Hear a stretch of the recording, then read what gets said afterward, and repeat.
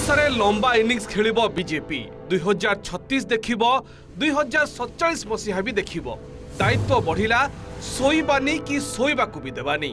सरकार सह खुंट भली छिड़ा हेबो संगठन। टीम स्पिरिट रे समस्ते काम करिबा। चतुर्थ थर पई राज्य सभापति भाव निर्वाचित हेबा परे आज संबर्धना सभा मंचरू एमिति ढंगरे अभिभाषण रखिथिले मनमोहन सामल।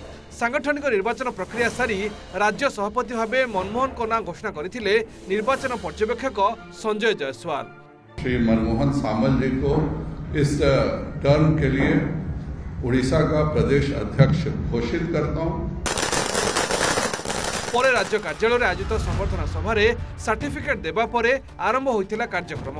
मुख्यमंत्री मोहन चरण माझी, बीजेपी राष्ट्रीय उपाध्यक्ष बैजयंत पंडा सह मंत्री, विधायक एवं सांसद माने नवनिर्वाचित सभापति को संबर्धना देथिले।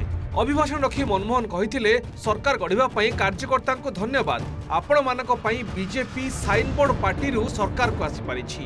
एबे दायित्व सरी नाही, दायित्व बरम बढ़ी गला। सबु गाँ को जीवा, समस्तक सह मिसिबा, भल व्यवहार करिबा, एकाठी होई काम करिबा। ओडिसा रे लंबा इनिंग्स खेलिबो बीजेपी। दायित्व छिंडीगला नुहे, दायित्व आरंभ होला।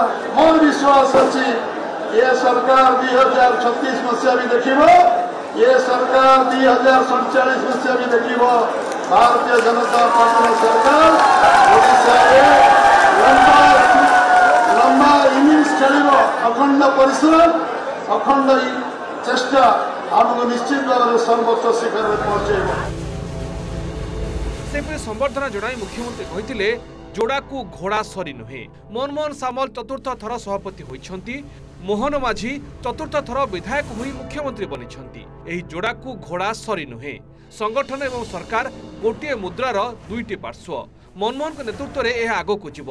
राष्ट्रीय उपाध्यक्ष बैजयंत पंडा मनमोहन को शुभेच्छा जणाई कहिथिले जो बेगरे डबल इंजिन सरकार रे विकास काम आरंभ होईछि, एबे मनमोहन के नेतृत्व में सरकार एवं संगठन आहुरी आगो को बढ़िबो। साधारण कार्यकर्ता भितरे बहुत उत्साह रही। सेपरि सांसद संबित पात्र कहिथिले ओडिशा रे चलीछि ट्रिपल एम अर्थात मोदी, मोहन और मनमोहन सरकार। निज आसन कथा न देखि मनमोहन राज्य में बीजेपी केमिति क्षमता को आसीबो ता उपर गुरुत्व देथिले बोली संबित कहिसंती।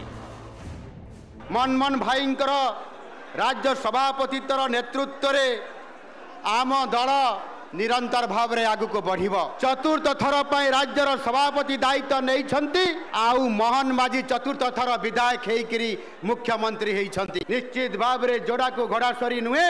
1+11 आउ 12 नुहे, ये 111 हबो, ये 111 हबो। जो बेगरे डबल इंजिन सरकार एठी ओडिसा रो विकास रो काम आरंभ करछि, ठीक सही बळी पुणी थरे मनमोहन भाई को नेतृत्व रे भारतीय जनता पार्टी रो काम, दलीय काम एबे आगु को बढ़िबो।